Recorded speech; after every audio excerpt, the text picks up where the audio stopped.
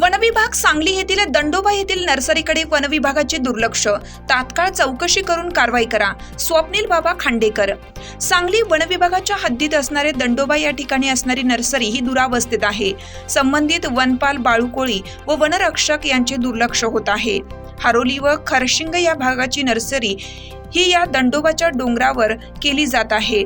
शासनाकडून आलेल्या अनुदानाचे योग्य वापर केला जात नसल्याचं दिसत आहे.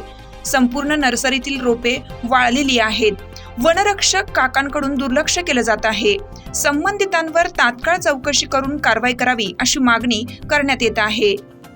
सांगली वन विभागाच्या हद्दीमध्ये असणाऱ्या दंडोबा या ठिकाणी जी नर्सरी आहे, या नर्सरीमध्ये अतिशय वाईट अवस्था आहे. जी रोपं जतन करण्यासाठी शासनामार्फत मानधन दिलं जातं, ते मानधन मात्र घेतलं जातं. मात्र इथं असणारी जी रोपं आहेत ते पूर्णपणे वाळलेली आहेत. त्यासाठी वापरण्यात येणारी माती कशा पद्धतीची वापरलेली आहे याची माहिती देण्यास तिथे असणारे वनपाल बाळूकोळी हे त्या ठिकाणी तयार नाहीये.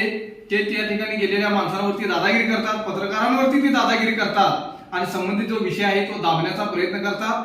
तात्काळ वन विभागाचे जे वनपाल आहेत बाळूकोळी यांची चौकशी झाली पाहिजे, त्यांच्यावरती कारवाई झाली पाहिजे.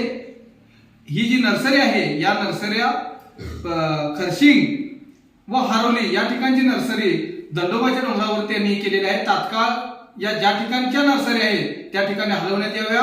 हरोली व खरशिंग या ठिकाणी या नर्सरींचं लागवड केली पाहिजे आणि या ठिकाणी असणारा जो काही भ्रष्टाचार आहे याचा जो खर्च लिहिला जातो, ज्यामध्ये महिलांचा कर्मचाऱ्यांचा कुठल्याही प्रकारचा वापर केलेला दिसत नाही, तरी देखील त्यांच्या नावाचं जे काही पैसे अनुदान शासनाकडून घेतलं जातं याची चौकशी झाली पाहिजे आणि संबंधित व वनरक्षक असतील यांच्यावरती तात्काळ कारवाई झाली पाहिजे.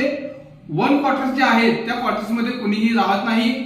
त्या ठिकाणी क्वार्टर्स या बंद करून बाहेर गावी जाऊन राहत असून तिथं असणाऱ्या रोपांकडे यांचं दुर्लक्ष होत आहे आणि शासनाचं अनुदान हे विनाकारण या ठिकाणी लाटलं जात आहे.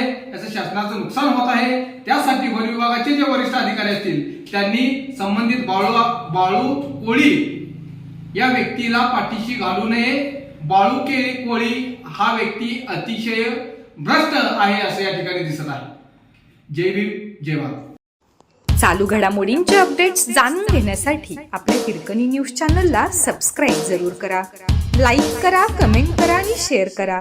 बेल आयकॉनवर प्रेस करा आणि नोटिफिकेशन्स मिळवा.